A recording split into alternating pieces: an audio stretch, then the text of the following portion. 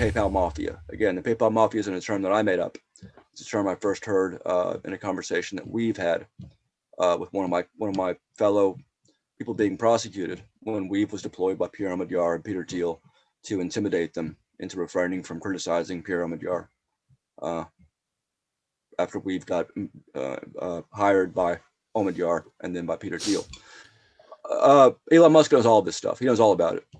I mean, his former wife Grimes was dating up until recently my colleague Chelsea Manning. He knows who I am. He knows what I put out. He knows the book's coming out. Peter Thiel, is very conversant with this as well. And Peter Thiel's other little guy funds and Joe Rogan. They know who I am.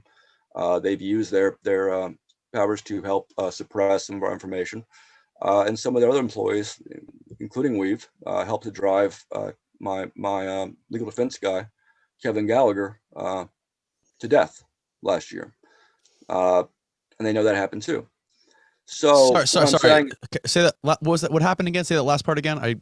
So a number of people. So Weave, who's been a Peter Thiel employee for years and years, and a few other people that are working with Weave. Yeah, Weave, the neo Andrew Arnheimer. Okay. Ran Daily Stormer for a while, and works for Clearview AI, and who was involved in helping to persecute me right before my arrest, 2012. He and some of his associates who are working with the U.S.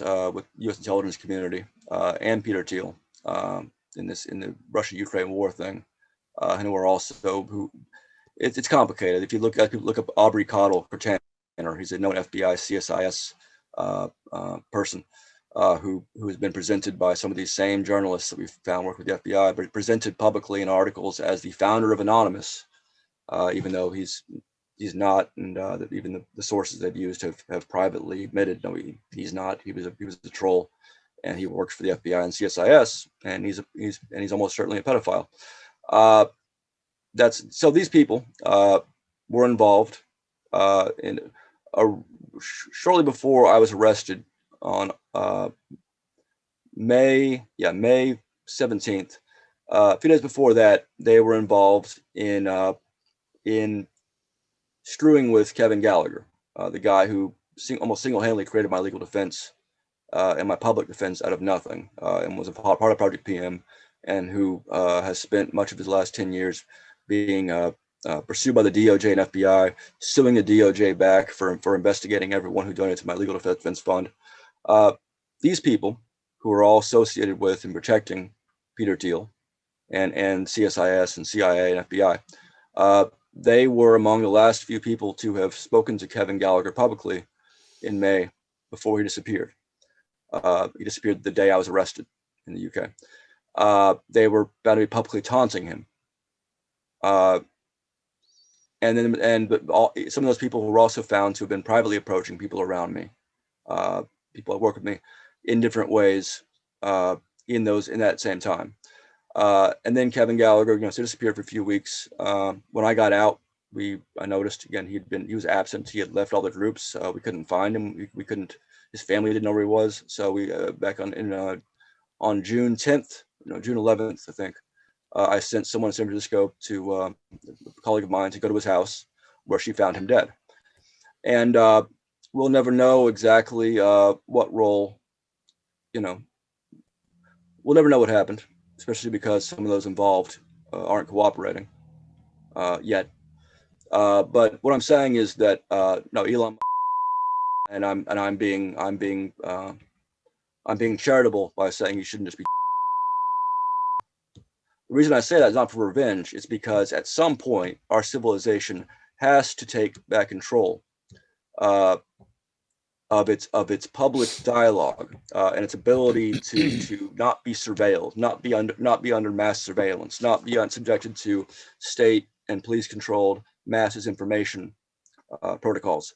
And if that's to happen, then we have to send a clear message to the same people who have tried to make an example out of me, and who did make an example out of Aaron Swartz and Michael Hastings, who blew up in 2013, and Kevin Gallagher, who's now dead, and a bunch of other people who aren't well known, but who've also not done very well as a function of being involved near me, like my mother, for instance. We have to make examples out of these people. That's Peter Thiel, Pierre Omidyar, everyone found to be involved. Elon Musk knows all this stuff. He's had every opportunity in the last 10 years to spend a little less time on Twitter, fucking like posting, funny nonsense, who the fuck, and a little more time maybe telling his colleagues, hey, maybe you shouldn't be trying to create a what Peter Thiel himself describes as a anti-democratic dark enlightenment is the term they use, kleptocracy. Dark Enlightenment is a term that Peter Thiel uses. That's something people should look up. It's not very well known. That's how Peter Thiel likes it. But he wrote an essay on it, and it's the philosophy that's followed by a number of these people that I've dealt with over the years and have come up against. It's not the kind of thing that my grandfathers fought to achieve in World War II. It's not the kind of thing that my half brother tried to achieve in the first Iraq War. Not the kind of thing my uncle tried to achieve in Vietnam, and it's certainly not the kind of fucking thing that that the U.S. or any other nation that wants to be democratic can tolerate. It should be dealt with just like we dealt with Nazism. Again, we have a bunch of German-born people like Peter Thiel running around denouncing democracy, which is fine. I mean, democracy has its flaws and all that. But the alternative is not, should not be, and it will not be a oligarchy run by a bunch of autistic fucking nut jobs who consider themselves to be above and beyond the rest of us, but who nonetheless, me and my colleagues keep catching it, keep beating nonetheless. Don't you think resources? Don't you think Elon Musk would do a way better job running the country than some of these other idiots that are running the country currently? I mean, it seems like they all have the same personal motivations. They're all in it for money, for their own careers, not for the right reasons. They're not in it for the people. I mean, Elon Musk, sure, you could say he's a piece of shit and he's got it's all for his own personal gain, but wouldn't you say he's the lesser of the two evils? Oh, I think there's many more than two evils. I'm not sure if you mean, but the types like that become typical politicians that are running the country. Oh yeah, today. sure. Yeah, I mean, a lot of people said the same thing about Trump. They said that he was going to be an outsider, he was going to change things and all that, and right. And I guess in some respects he did, but I do not feel that Trump. I mean, number one, Trump was someone who lied constantly. Oh, I'm pro Julian Assange and whistleblowers, WikiLeaks. Right.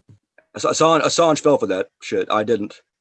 And Assange is now in a Belmarsh fucking prison, having lost a lot of his support from those of us who insist on honesty, because Assange tried to make a deal with the Trump kids and was caught doing so. Tried to make a deal with Roger Stone, was caught doing so.